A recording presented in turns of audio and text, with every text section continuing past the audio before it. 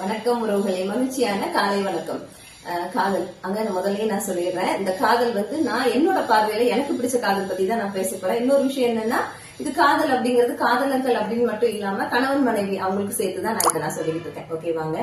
காதல் அதுல நீங்க விரும்புறது யாருங்க? உருவத்தையா என்ன உள்ளத்தையா? என்னங்க கேள்வி இது அப்படின்னு கேக்குறீங்களா? உருவம் ரொம்ப முக்கியம் தாங்க. ஆனா அதையும் தாண்டி என்னன்னு கேட்டீங்கன்னா உள்ளம் அப்படிங்கும் போது என்னன்னா அவங்களுடைய குணங்கள். ஓகேவாங்க.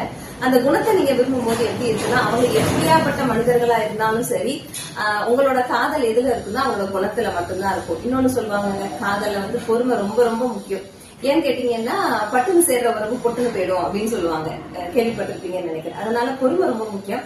காத்திருந்து கிடைக்கக்கூடிய காதல்ல இருக்கிற சுகம் அது தனிதாங்க. அப்புறம் இன்னொன்னு என்ன சொல்லணும்னு கேட்டீங்கன்னா, காதல் எப்படி தெரியுமாங்க இருக்கணும், தாயை தேடி போற குழந்தை மாதிரி இருக்கும். நம்ம என்ன அடிச்சாலும் என்ன செய்யும் குழந்தைங்க, அம்மாவோட காலை தான் வந்து பிடிச்சிக்கும் இல்லையா? அம்மா தான் அடிக்கிறாங்கன்னு தெரியும், இருந்தாலும் என்ன செய்யும், தாயோட குழந்தைதான் சாரி தாயோட காலை தான் சுத்திக்கும் இல்லையா? அப்படிங்கிற மாதிரி இருக்கணும் உங்களோட காதல்.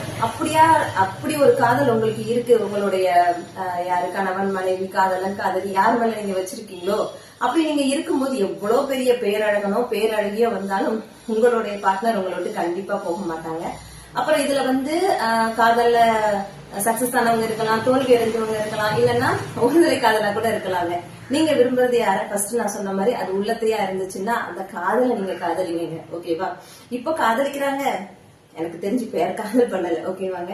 ஏன்னு கேட்டீங்கன்னா, என்னங்க சொல்றீங்க, இப்படியாப்பட்ட காதல் தான் நான் கொடுத்தேன், ஆனா அவங்க வேற லைஃப் பார்ட்னர் பார்த்து போயிட்டாரு அப்படிங்கிறீங்களா? அப்படின்னா அவங்க காதலை உணரவே இல்லைன்னு அர்த்தம். அப்படின்னா நம்ம உணர்த்தணும் தேவையே கிடையாது. காலம் உணர்த்தும். நம்மளோட வேலை என்ன? காதலிக்கிறது. எதை? காதலை காதலிக்கும். ஏன்னா காதலை காதலிக்கும் போது எப்படி இருக்குன்னா, நம்மள அழகா இருக்கும், நம்ம வாழ்க்கை ரொம்ப அழகா இருக்கும், உண்மையில நம்ம நிம்மதியா இருக்கும். ஓகேவாங்க. இப்படிதான் காதலிக்கணும்னு சொல்லல, ஆனா இப்படி காதலிச்சீங்கன்னா காதல் ஆத்மார்த்தமானதாகவும் அன்பானதாகவும் மன நிறைவோட இருக்கும். இப்படி காதலிக்கிறவங்களுக்கு என்னுடைய காதலர் தின வாழ்த்துக்கள். வாழ்க வளம்.